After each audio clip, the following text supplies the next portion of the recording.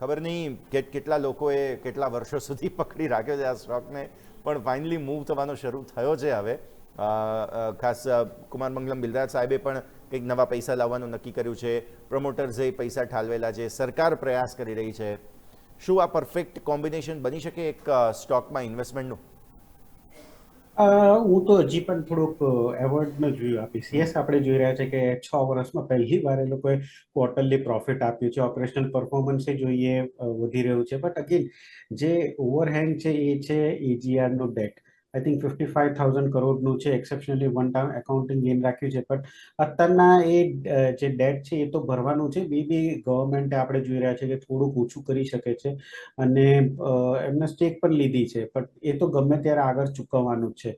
Plus એ પણ એક થોડું પોઝિટિવ ડેફિનેટલી છે કે ફર્સ્ટ ટાઈમ આ લોકોએ આ વખતે જે માર્કેટ શેર છે એ વધ્યું છે. નહીં તો હર વખતે નંબર્સ આપણે જોઈએ તો રિલાયન્સને ભારતીય એરટેલના એડ થતા હોય છે સબસ્ક્રાઈબર, જ્યારે વોડાફોનનો ઓછા થતા હોય છે, કારણ કે એ લોકો 5G રોલ આઉટ પણ નહોતું કર્યું.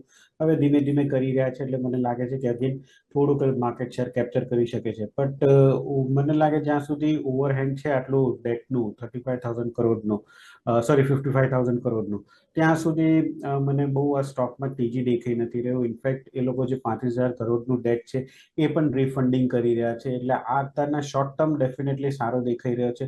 લોંગ ટર્મમાં હજી પણ હું ક્વેશ્ચન માર્ક કરું છું. એટલે હું તો એ જ કહીશ કે જો અહીંયાથી ઉપર પણ જાય છે તો જે લોકોએ પોઝિશન રાખ્યો એ લોકો એટલીસ્ટ અહીંયાથી નીકળી જવું જોઈએ.